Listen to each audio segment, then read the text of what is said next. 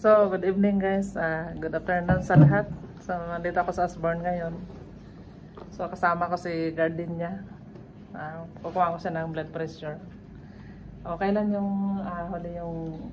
2 weeks ago. 2 weeks ago. So, ano yung blood pressure mo nung nakaraan? 160. I don't know. I forgot.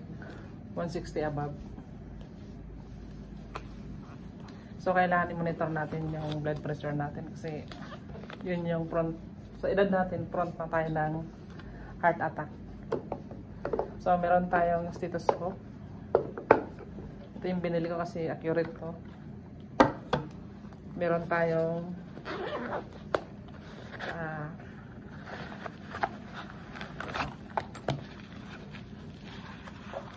pang-adult talaga siya. Ay, yun yung isa wala. Alin? Yung di ba?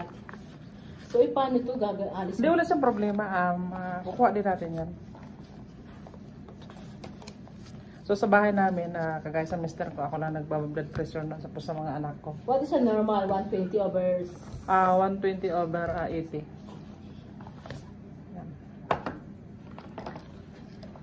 So, meron tayong panglinis. Kailangan i-ano natin.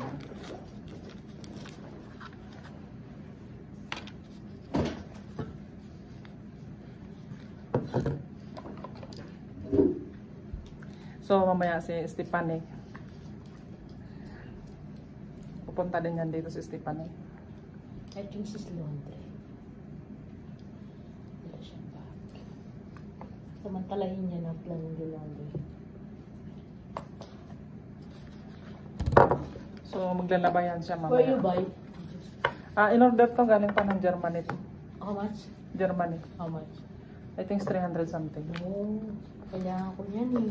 So, kailangan may ganito tayo sa bahay kasi emergency, medyo may nahilo yung kasama natin. Kailangan i-check mo kagad yung blood pressure mo.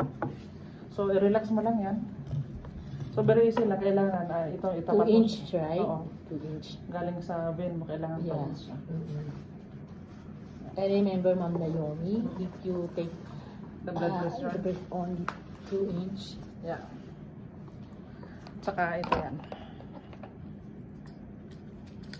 Need? No. Alin dito? Heart? Dito, malalaman mo lang yung heartbeat mo. Relax mo lang siya yan. Kailangan i-lock natin siya.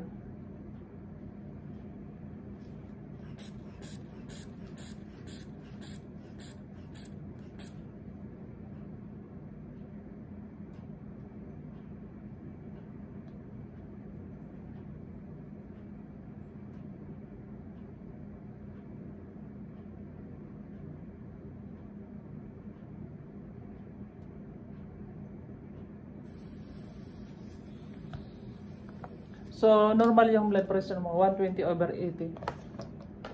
So, mas labis ko ngayon. Kaya hindi ka nahihilo, di ba? Nagbawas ako ng rice. Oh, wow. And then, every time kumakain ako ng pineapple. So, guys, normal yung blood pressure niya, 180 over 20. So, yun yung pinaka-accurate talaga na blood pressure. Oo, I need to. Pagka nagbawas ka talaga ng rice, kasi ang rice kasi malakas sa then every sugar. night, no, eat na rice. Oh, saka ano yan pagka kumakain ka ng rice, more sugar yun. Ay, today. Yeah. I eat rice like this, a little bit rice. In the So, 1 morning. cup. Yeah, not 1, half cup. Kasi walang pinipili na na... Gusto kong bumili yan parang sa husband ko. Yeah, yung husband mo, yung mga anak mo, di ba? Kaya nga, meron ba sa Amazon yan? Meron yan, mag-ano ka lang. So, yun lang guys na maraming salamat kay garden niya. Bye, guys. Thank you so much, yeah.